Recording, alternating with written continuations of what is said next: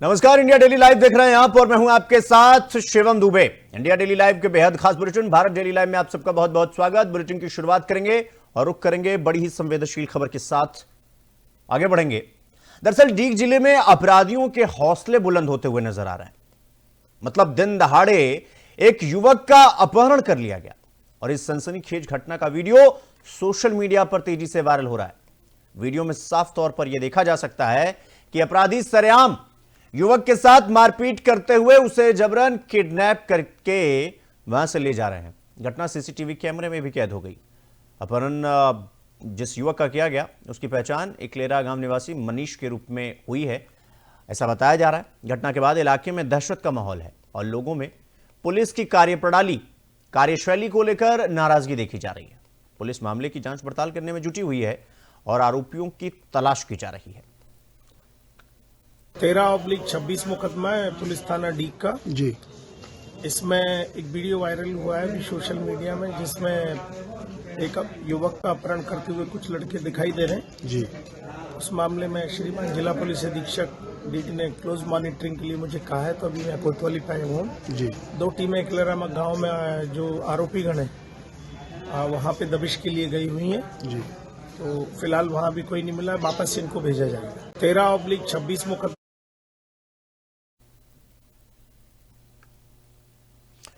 तो इस खबर पर हमारे साथ विनीत ठाकुर, ब्यूरो चीफ राजस्थान के हमारे साथ जुड़ गए हैं। विनीत, जिस तरीके से अपराधियों के हौसले इस सीसीटीवी में देखने को मिल रहे हैं, जहां पर एक युवक का अपहरण कर लिया गया दिन दहाड़े, क्या कुछ ये पूरा मामला है और इस पर क्या अभी तक कार्रवाई हुई है थोड़ा विस्तार से बताइए। जी शिवम, डीग जिले का मामला है और जो वीडियो सोशल मीडिया पर वायरल हो रहा है, जिसमें एक व्यक्ति को कई युवक जो अपराधी हैं वो उसको वहां से उठा के ले जा रहे हैं। दिन दहाड़े सीसीटीवी में ये वीडियो रिकॉर्ड होता है। वहीं डीग जो पुलिस है उसको ये नहीं पता कि वहाँ क्या घटना होने जा रही है, क्या हो रही है। लेकिन ये करीबन 4 बजे 14 तारीख को शाम के 4 बजे की घटना है। डीग बाजार का मामला है और जो व्यक्ति मनीष जो किडनैप हुआ है उसके गाँव का नाम इकलेरा है। वहाँ से ये घटना आई है सामने। मनीष पर हमला जो कर रहे थे वो 4-5 व्यक्ति हैं, उनका अभी तक पता नहीं लग चुका है। जिस तरह से वहाँ पर जो बाजार में राहगीर थे उनके द्वारा टोकने पर भी मनीष को वहाँ से किडनैप कर लिया गया और उसके बावजूद इस मामले को देखते हुए डीग प्रशासन द्वारा अधिक जांच की जा रही है। लेकिन अभी जांच में ये पता नहीं चल चुका कि वो अभी व्यक्ति है कहाँ पर है। नहीं तो विनीत, लगभग इस पूरे मामले को लगभग 24 घंटा होने को आ गया, पुलिस के हाथ में अभी जरा सा भी सुराग नहीं लगा कि भाई ये दिन दहाड़े अपहरण कर लिया गया एक युवक का और उसको लेकर उनके पास कोई सुराग नहीं है, जबकि सीसीटीवी में साफ तौर पर दिखाई दे रहा है कि कितने लोग थे वहां पर, कौन कौन से लोग थे। उसके बावजूद भी प्रशासन के हाथ में कुछ नहीं लग रहा है। जी, अभी तक पुलिस के हाथ में अभी तक कोई सुराग नहीं लगा है। और दूसरी चीज ये है कि सबसे मेन जो मामला है वो डीग जिले का है, जहाँ पर ये गृह राज्य मंत्री जवाहर सिंह बेड़म उनके जिले का मामला ये देखने को मिल रहा है। पुलिस प्रशासन अभी तक उन अपराधियों को ढूंढ नहीं पाई है और ना ही उनका सुराग लगाए कि किस वजह से उस व्यक्ति का अपहरण किया गया और उसको पीटा गया, बुरी तरह से उसको पीटा गया है। आप सीसीटीवी देख सकते हैं, तो उसको पीटते हुए घसीटते हुए ले जा रहे हैं, लेकिन अभी तक पुलिस के हाथ खाली हैं। नहीं तो फिर ये सवाल विनीत बार बार उठेगा ना कि जो राजस्थान सरकार अपने प्रशासन को लेकर सेखी भगाती रहती है और बात बात पे ये कहती है कि भाई अगर किसी को प्रशासन देखना है कैसे चलाया जाता है तो वो राजस्थान को देखे। इस तरीके से देखा जाए क्या राजस्थान को? ये महिमा मंडन कर रहा है क्या राजस्थान का कि प्रशासन के हाथ में कुछ लगने रहा, झुंझुना लेके बैठे हुए हैं प्रशासन वाले, उनको पता ही नहीं चल पा रहा चल क्या रहा है। और ये जिसका अपहरण हुआ है मनीष, ये कहां का रहने वाला, ये तो कुछ पता चला होगा ना कि मामला क्या है, पारिवारिक मामला है या फिर आपसी रंजिश का मामला है, इसको लेकर कोई जानकारी विनीत? ये सुबह मैं आपको बताना चाहूंगा, जो पीड़ित है इकलेरा गांव का रहने वाला है और उसको शाम को 4 बजे करीबन डीग बाजार से ही अपहरण किया गया था। दूसरी चीज, अगर पुलिस की कार्यशैली को लेकर सवाल उठते हैं और भाजपा सरकार जो कहती है कि डबल इंजन की सरकार है, अपराधियों पर अंकुश लगाने का काम कर रही है, लेकिन कई ऐसे मामले हैं जिन पर अभी तक अंकुश नहीं लगाया जा रहा है। पुलिस अपने हाथों पे हाथ रखे बैठी है, लेकिन अभी तक 3-4 दिन हो गए, लेकिन अभी तक पुलिस के हाथ में ऐसा कोई सुराग नहीं लगा है जिससे कि अपराधी को पकड़ा जाए और जो किडनैप हुआ है उसका पता लग सके कि वो बंदा है कहाँ पर है। और ये जो जिसका अपहरण किया गया, मनीष नाम का ये जो आदमी है जिसका अपहरण हुआ, इसके परिवार वालों का क्या कुछ कहना है? क्योंकि प्रशासन पर तो सवाल खड़ा होगा और प्रशासन की कार्यशैली पर ये जो पुलिसिया वाला अंदाज है, ये साफ तौर पर ये दिखाई दे रहा है कि ये जो लोग उसको किडनैप करने आए थे उनके अंदर प्रशासन का दूर दूर तक कोई खौफ नहीं है उनकी आंखों में। उन्हें जरा सा भी डर नहीं है, भय नहीं है कि अगर इस तरह की हरकत करेंगे तो फिर जो पुलिस है, जो प्रशासन है, वो खटिया खड़ी कर देगी। यहां तो उल्टा हो गया है, यहां तो प्रशासन की खटिया खड़ी हो गई है। मतलब लगभग 3-4 दिन का हो गया ये पूरा मामला और अभी तक पुलिस के हाथ खाली है। तो मतलब सवाल तो खड़ा होगा ना भाई, कौन सी जीरो टॉलरेंस की नीति, कहां पर जाकर ये मामला खत्म होगा? और प्रशासन की कार्यशैली पर सवाल क्यों नहीं खड़ा जाए? इसको लेकर क्या अधिकारियों से बातचीत की गई? उनसे सवाल किया गया कि सर अभी तक आपके हाथ में क्या लगा? जैसे कि सब हम बता दूं कि जो पीड़ित है, जो मनीष है, उनके परिवारजन है, वो तो पुलिस से मदद की गुहार लगा ही सकते हैं। लेकिन एडिशनल एसपी का कहना है कि सोशल मीडिया पर वीडियो वायरल हुआ, उसको मद्देनजर रखते हुए हमने जांच शुरू कर दी है। लेकिन जो थाना कोतवाली डीमॉनिटरिंग कर रही है, लेकिन उनका भी ये वीडियो जो अभी कल बाइट दी थी, उन्होंने ये कहा था कि अभी जांच हो रही है। जांच के मामले में अगर वो मनीष को कुछ होता है तो इसका जिम्मेदार पुलिस होगी या वो जो अपराधी हैं जो लेके गए हैं, इसका जिम्मेदार होगा कौन? ये इस तरह से जो कानून व्यवस्था की कहती है, बीजेपी सरकार भी कहती है कि हमने कानून व्यवस्था में अंकुश लगाने का काम किया है, लेकिन अगर इसकी मौत होती है तो इसका जिम्मेदार कौन होगा? नहीं, वही तो सवाल खड़ा होता है विनीत कि अगर ये जो जिसका अपहरण हुआ है, जिस व्यक्ति का, जिसका नाम मनीष बताया जा रहा है, अगर उसके साथ दुर्व्यवहार होता है या फिर न करे नारायण अगर उसके साथ कुछ अनहोनी हो जाती है तो फिर इसका जिम्मेदारी प्रशासन के कंधों पर जाएगा, क्योंकि प्रशासन तो ये कह देगा कि भाई हम तो एक्शन ले रहे थे लेकिन सही समय पर नहीं हो पाया, इस वजह से मामला हो गया।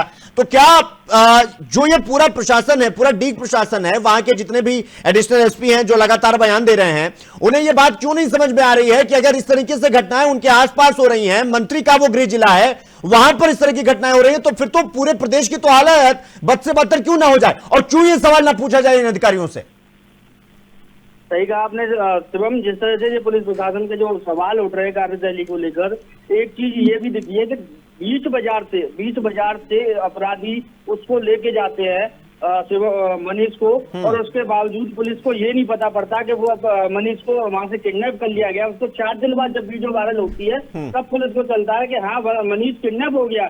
लेकिन ये एक कहने वाली बात है कि 4 दिन में पुलिस को ये नहीं पता पड़ी, बीच बाजार से उसको किडनैप कर लिया जा रहा है और उसके बावजूद भी पुलिस ये 4 दिन से चुपचाप बैठी है। अब जाके जब वीडियो वायरल हो गई है, जब सब लोगों को पता पड़ा, तब उसके बाद कार्रवाई कर रही है और उसमें भी अभी तक कुछ हाथ नहीं लगा है। विनीत, क्या यही वजह है कि प्रशासन पर, फिलहाल तो राजस्थान प्रशासन पर जिस तरीके से सवाल खड़े हो रहे हैं, सवालों की बौछार हो रही है, मतलब अगर एक क्षण के लिए मान भी लिया जाए कि चलिए प्रशासन लगातार मुस्तैदी से काम कर रहा है, लेकिन क्या यही सोच जो ये पुलिसिया अंदाज है, जो ये पुलिसिया विभाग है, यही सोच इस पर सवाल खड़ा करता है क्या कि भाई नेताजी का कुत्ता खो जाए तो 24 घंटे में तबादले हो जाते हैं अधिकारियों के, यहां वहां हो जाता है, ऐसी तैसी हो जाती है इनकी। लेकिन यहां पर एक युवक का दिन दहाड़े अपहरण हो जाता है, 3-4 दिन का समय बीत जाता है, नेताजी का कुत्ता तो 24 घंटे में मिल जाएगा, लेकिन एक व्यक्ति जिसका अपहरण हो गया और 4 दिन तक यह कहा जा रहा है कि जांच पड़ताल की जा रही है, जबकि सीसीटीवी आपके पास है, वो चेहरे आपके पास है जिन्होंने अपहरण किया, उसके बाद भी आपके हाथ में कुछ नहीं लग रहा है। उसके बाद आप मीडिया के सामने आते हैं और आप कहते हैं कि हम जांच कर रहे हैं इस पे, और यह बात मान लिया जाए, यह बात डाइजेस्टेबल है राजस्थान प्रशासन के लिए? ये सही कहा शिवम के, अगर मंत्री जी का कोई कुत्ता अगर वहां से चला जाता है उसको पुलिस ज्यादा से ज्यादा 12 घंटे के अंदर उसको वहां से अपने पास रख लेगी, उसको मौजूद कर देगी। लेकिन जो आदमी वास्तव में जो पीड़ित हैं, जो जनता है, उसके लिए पुलिस के पास 48 घंटे भी उसके लिए कम पड़ रहे हैं कि उस अपराधियों को पकड़ा जाए।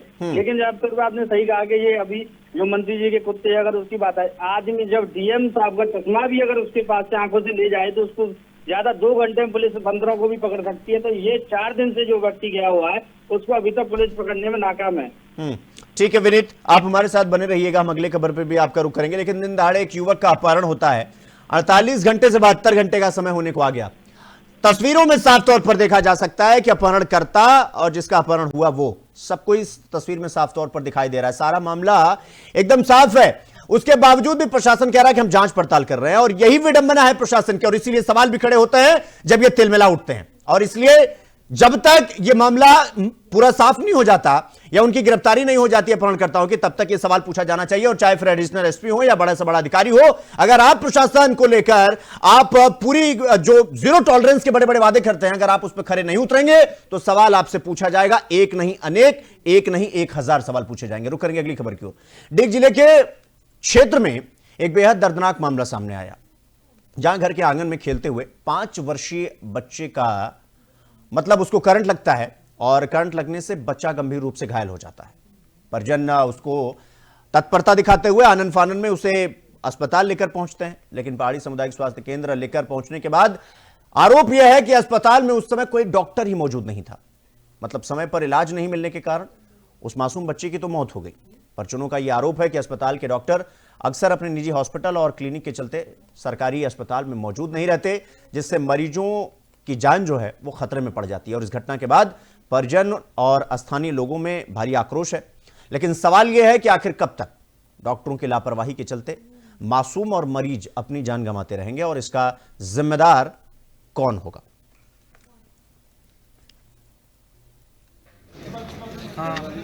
बच्चे को करंट लगा, उसको हॉस्पिटल ले गए तो बच्चे को सांस थी बच्चे के अंदर, बच्चे बेड पे लुटा दिया। डॉक्टर रोड मचाने लगे, नहीं तो नर्स आई, नहीं डॉक्टर ही आया अस्पताल में सरकारी में। अच्छा, कोई भी नहीं आया, नहीं कोई कंपाउंडर था। एक कंपाउंडर को आधे घंटे बाद में एक कंपाउंडर मिला, मरीजों को देख रहा था, कानों में लीड लगा रखी, उसको मैं पकड़ के लाया। उसने बच्चे को देखा तो बच्चे की कुछ भी नहीं था, बच्चे का सीना ठंडा हो गया। अच्छा, कितने वर्ष का था बच्चा आपका? बच्चा 5 वर्ष का। कैसे चुपका था वो? कैसे चुपका था? कैसे करंट लगा था उसको? करंट उसको ऐसे लगा था कि राड लगा रखी थी पानी की गर्म, उसके नहीं कड़ा। हाँ। बच्चे को थोड़ा झटका से माँ फेंक दिया। अच्छा। उसको मालिश किया, बच्चे को चून से जैसे रिगड़े, तो अपने देसी में चून से रिगड़ते, ऐसे उस बच्चे को रिगड़ के और उसको हॉस्पिटल ले गई। आधे घंटे बाद बच्चा मरा मेरा हॉस्पिटल में बेड को।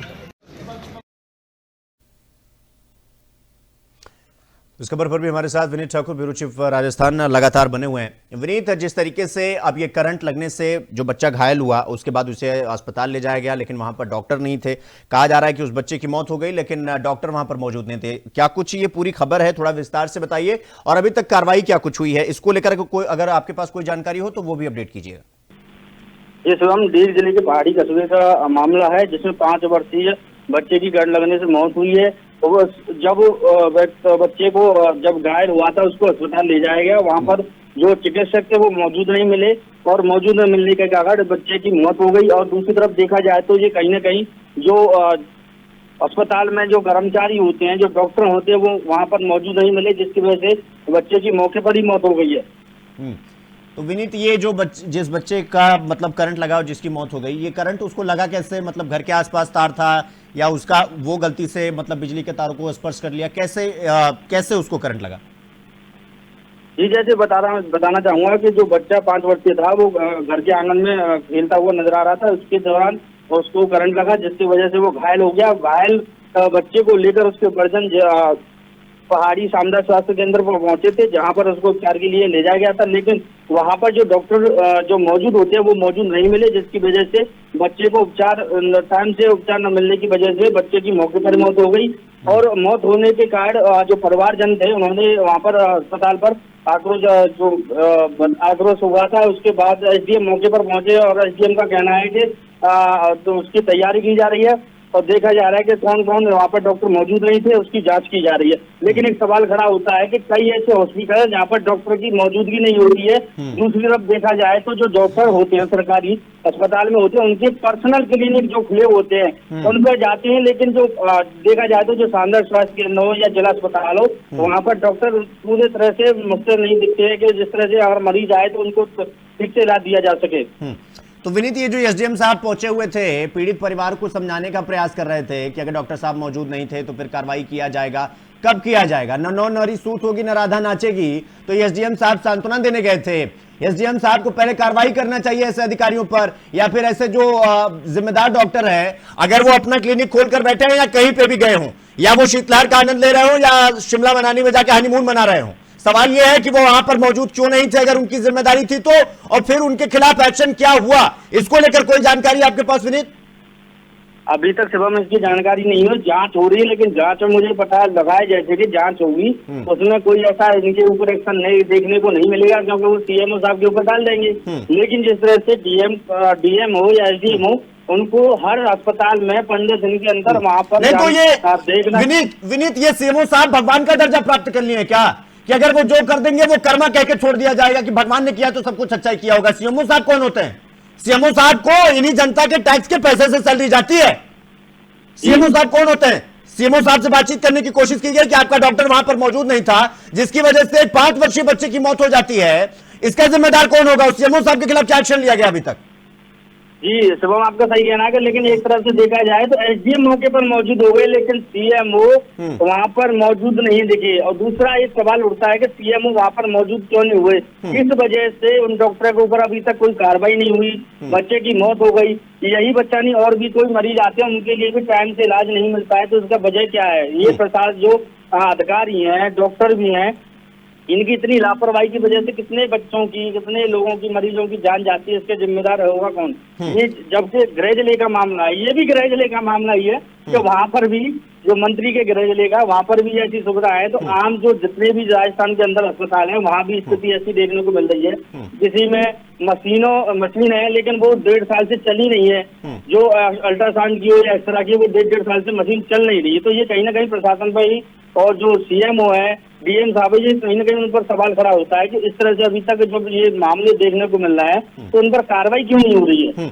नहीं तो फिर विनीत, अगर सब कुछ मंत्री जी के इलाके में हो रहा है, सब कुछ अगर उन्हीं के गृह जनपद में हो रहा है और एसडीएम साहब मौके पर पहुंच गए सांत्वना देने, सीएमओ साहब का कोई अता पता नहीं है वो कहां है, क्योंकि उन्होंने अपना एक स्टेटमेंट जारी कर देंगे और उसके बाद एक माफीनामा लिख के सब कुछ ठीक हो जाएगा क्या? सवाल यह है कि क्या स्वास्थ्य महकमे से सवाल नहीं पूछा जाना चाहिए कि भाई अगर इस तरीके से सीएमओ लापरवाही कर रहा है, उसे नहीं पता है कि उसके नियुक्त किए गए डॉक्टर कहां बैठ रहे हैं, कहां जा रहे हैं, कहां से आ रहे हैं, लेकिन सैलरी लेनी हुई तो ऑन टाइम सैलरी चाहिए सबको, फिर ये सवाल क्यों नहीं खड़ा हो रहा है और क्यों स्वास्थ्य महकमे से सवाल नहीं किया जा रहा है? क्या आप लोग मजाक बना के रखे हुए हैं? आपका डॉक्टर कहां है आपको पता नहीं है?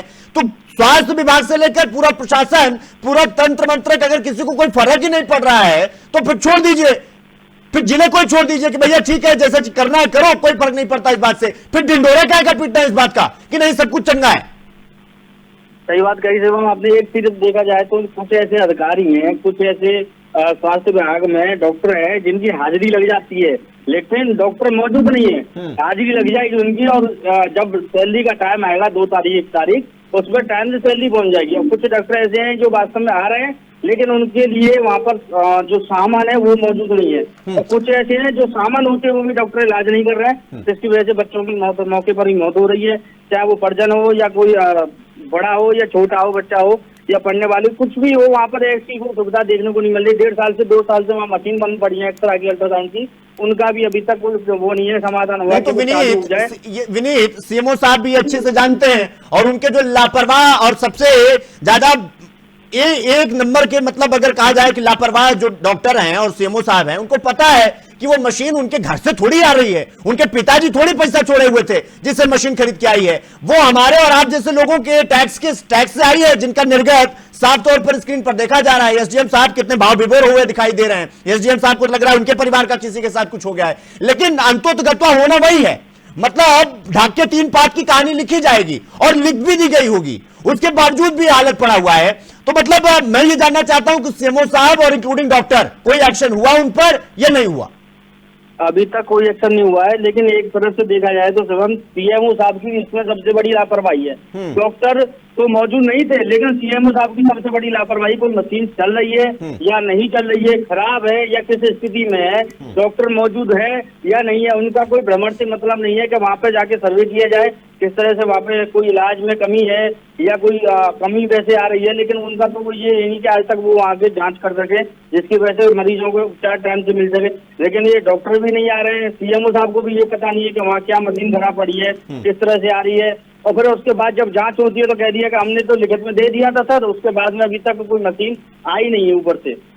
ठीक है विनीत, बहुत बहुत धन्यवाद आपका हमसे जुड़ने के लिए और इस खबर पर जानकारी हमारे साथ साझा करने के लिए। इस देश की विडंबना यही है कि जिसको जो काम मिला है वो काम छोड़ के बाकी वो दुनिया के सारे काम कर रहा है। मतलब एसडीएम साहब मौके पर पहुंच गए, लेकिन सीएमओ साहब का कोई बयान नहीं आया, किसी प्रकार से कोई एक्शन नहीं हुआ उन डॉक्टरों पर जो लापरवाही की और जिसकी वजह से एक मासूम की मौत हो गई। 5 साल का बच्चा जिसकी जिंदगी अभी पड़ी हुई थी, लेकिन डॉक्टर की गैर मौजूदगी में उसकी मौत हो जाती है। लेकिन उससे भी बड़ा दुर्भाग्य यह है कि उस डॉक्टर के खिलाफ कुछ एक्शन नहीं होता है और ना ही उससे सवाल किया जाता है। इन अधिकारियों से 4 सवाल पूछ दिए तो उनकी नशे खड़ी हो जाती हैं और ये कहते हैं कि सरकारी काम में बाधा डाल रहे हैं पत्रकार और इसलिए नहीं होने दे रहे हैं। सवाल यही खड़ा हो जाता है बार बार। लेकिन इस पूरे मामले पर हमारी नजर है, अगर कुछ एक्शन होता है तो भी, नहीं होता है तो भी, हम इस पूरी घटना का फॉलोअप लेते रहेंगे। रुक करेंगे अगली खबर की ओर। पाली जिले के मारवाड़ जंक्शन विधानसभा क्षेत्र में विधायक केसी राम चौधरी ने आज एक भव्य उद्घाटन कार्यक्रम में हिस्सा लिया। उन्होंने मारवाड़ धनला में सहकारी समिति में बनाए गए खाद बीज केंद्र और महात्मा गांधी राजकीय विद्यालय में निर्मित 3 नवनिर्मित कक्षों का उद्घाटन किया और लाखों रुपए की लागत से बने इन कक्षों का उद्घाटन स्थानीय नगरवासियों और सहकारी समितियों के सदस्यों की उपस्थिति में किया गया। विधायक का माला और साफा पहनाकर भव्य स्वागत किया गया और उनके आगमन पर ढोल नगाड़ों के साथ उनका स्वागत हुआ। इस अवसर पर सोसाइटी अध्यक्ष डूंगर सिंह राजपुरोहित, व्यवस्थापक सुनील राजावत, कार्यवाहक प्रधानाध्यापक घनश्याम अटल, कर्ण सिंह वेनाराम सहित सैकड़ों ग्रामीण उपस्थित थे और इस उद्घाटन से स्थानीय शिक्षा और कृषि सुविधाओं में सुधार की उम्मीद बढ़ गई है।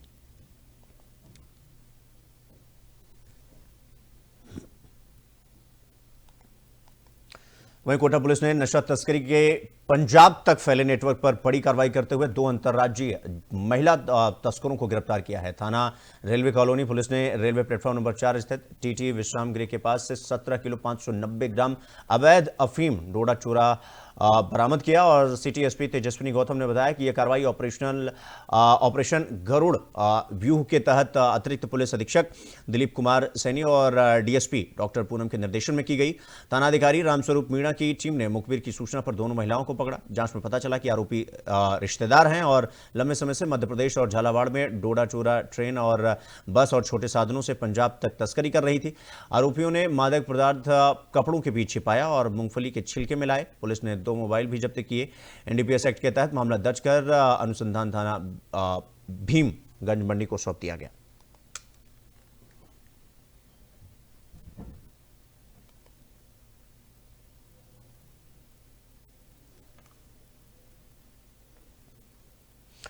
तो कोटा शहर में मादक पदार्थों की रोकथाम के लिए लगातार अभियान चलाया जा रहा है और ऑपरेशन गरुड़ व्यूह के तहत विज्ञान नगर थाना पुलिस ने बड़ी कार्रवाई की है। दरअसल पुलिस अधीक्षक तेजस्विनी गौतम ने बताया कि अतिरिक्त पुलिस अधीक्षक दिलीप सैनी और वित्ताधिकारी रुद्र प्रकाश के निर्देशन में प्रोफेसर आईपीएस सिद्धार्थ श्रीवास्तव और थानाधिकारी मुकेश कुमार मीणा की टीम ने संयुक्त रूप से आरोपी अब्दुल रशीद खान को सेक्टर 1 विज्ञान नगर स्थित आर्य समाज संस्थान के पीछे की गली से डिटेन कर गिरफ्तार किया। आरोपी के कब्जे से 19 ग्राम एमडी और 94 यानी 94 ग्राम चरस और 18,100 रुपए मतलब 18,000 रुपए नकद भी बरामद किए। पुलिस ने एनडीपीएस एक्ट में प्रकरण दर्ज कर मादक पदार्थों की खरीद फरोख्त और नेटवर्क की जांच शुरू कर दी है। यह कार्रवाई शहर में नशा तस्करी रोकने के लिए अभियान एक महत्वपूर्ण सफलता मानी जा रही है।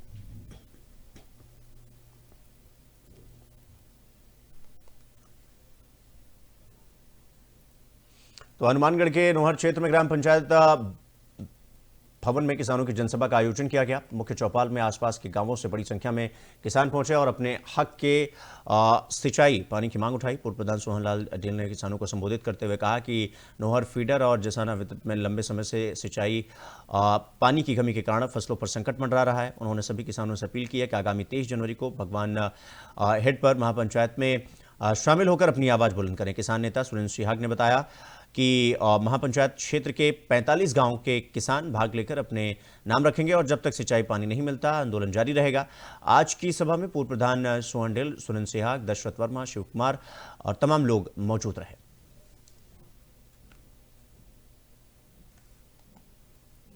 तो सीकर जिले के खाटू श्याम जी में पुलिस ने फाल्गुनी लक्खी मेले को देखते हुए विशेष सघन अभियान चलाया। अभियान का उद्देश्य श्रद्धालुओं की सुरक्षा, कानून व्यवस्था बनाए रखना और अवांछनीय गतिविधियों को रोकना था और इस दौरान होटल, ढाबे, रेस्टोरेंट और धर्मशालाओं की व्यापक जांच की गई। जांच में नियमों का उल्लंघन करने वाले असामाजिक तत्वों को संदिग्ध व्यक्तियों पर कार्रवाई की गई। अभियान के तहत 13 व्यक्तियों को गिरफ्तार किया गया और 7 मोटरसाइकिलें जब्त की गई। पुलिस अधीक्षक प्रवीण नायक नूनावत ने अधिकारियों और जवानों को सतर्क रहने के निर्देश दिए और आमजन से भी सहयोग करने का आह्वान किया। पुलिस का कहना है कि मेले में कोई भी अवैध गतिविधि बर्दाश्त नहीं की जाएगी। यह अभियान मेले की अवधि तक निरंतर जारी रहेगा ताकि श्रद्धालु शांतिपूर्ण और सुरक्षित वातावरण में दर्शन कर सकें।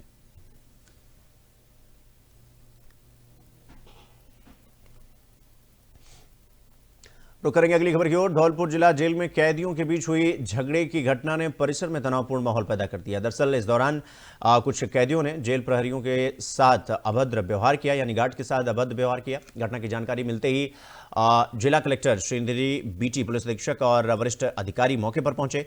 प्रशासन और पुलिस की संयुक्त कार्रवाई में 3 घंटे तक चले इस विवाद को काबू में किया गया। आधा दर्जन थानों की पुलिस और पुलिस लाइन का जाब्ता जेल में तैनात किया गया। अधिकारियों ने स्थिति पर व्यक्तिगत नजर रखी। घटना शांत होने के बाद जेल की सुरक्षा को और भी बढ़ा दिया गया।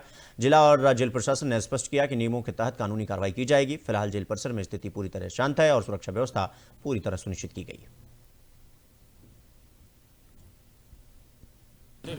जेल के अंदर कुछ कैदियों ने आपस में लड़ाई की और साथ ही कुछ जेल स्टाफ से भी बदतमीजी की।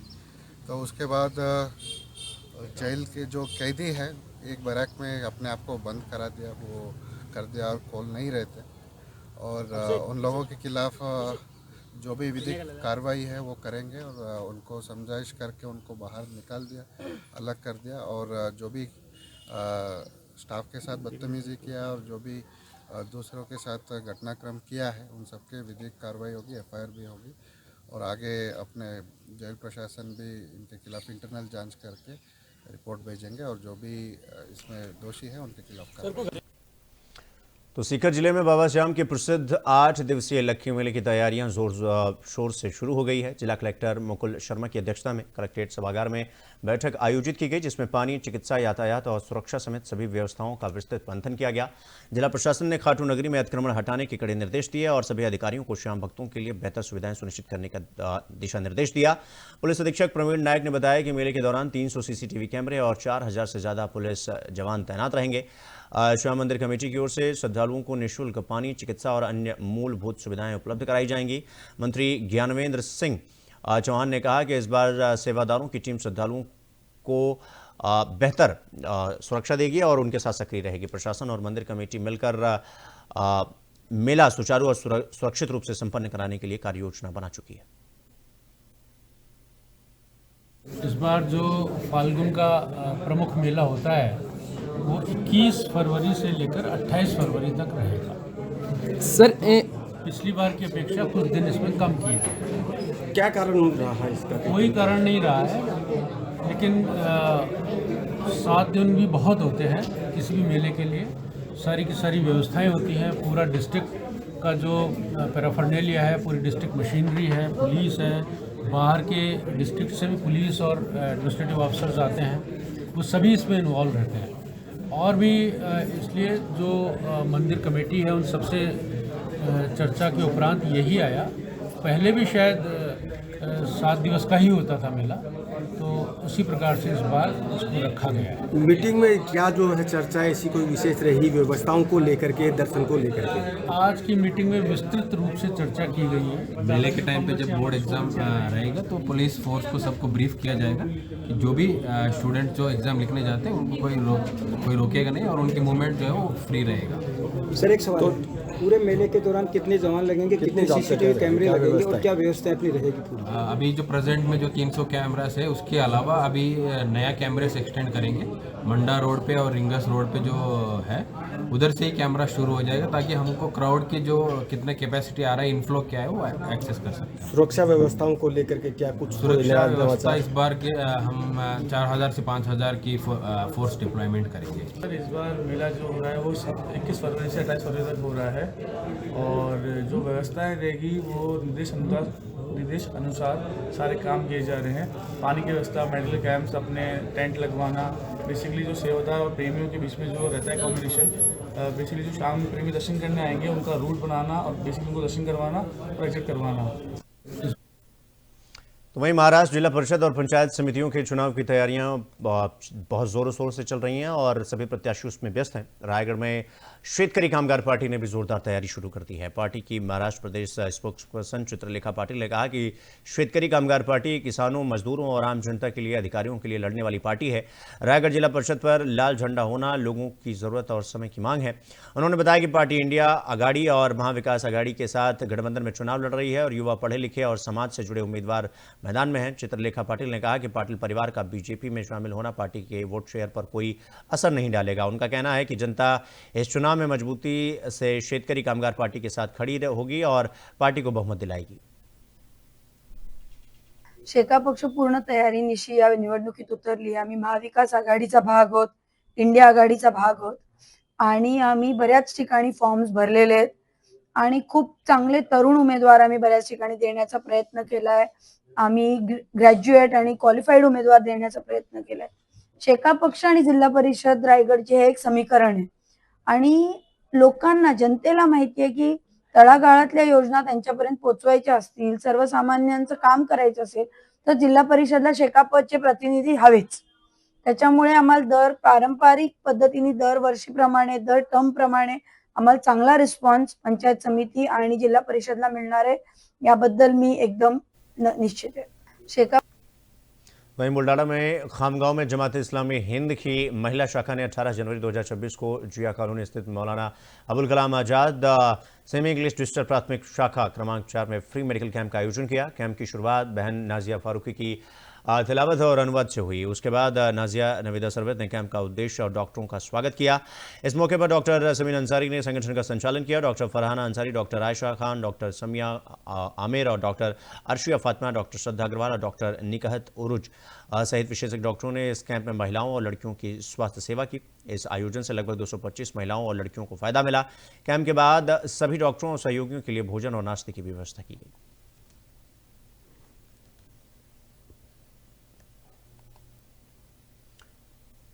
तो चित्तौड़गढ़ जिले में पुलिस द्वारा ऑपरेशन कायाकल्प के अंतर्गत जब्त और लावारिस वाहनों की अब तक की सबसे बड़ी सार्वजनिक खुली नीलामी सफलतापूर्वक संपन्न हुई। इस नीलामी में कुल 281 वाहन शामिल किए गए, जिनमें सरकारी राजकोष को 96 लाख रुपए से ज्यादा का राजस्व प्राप्त हुआ। नीलामी में मादक पदार्थों की तस्करी के मामलों में जब्त 56 वाहन और पुलिस अधिनियम के तहत जब्त 225 वाहन शामिल थे। ये नीलामी निम्बाहेड़ा स्थित वंडर सीमेंट टाउन हॉल में आयोजित की गई, जिसमें बड़ी संख्या में आमजन और कबाड़ व्यवसायी ने भी हिस्सा लिया। खुली बोली प्रक्रिया के तहत प्रत्येक वाहन को उच्चतम बोलीदाता को नीलाम कर दिया गया। पूरी कार्रवाई संबंधित अधिकारियों की निगरानी में पारदर्शी तरीके से संपन्न हुई।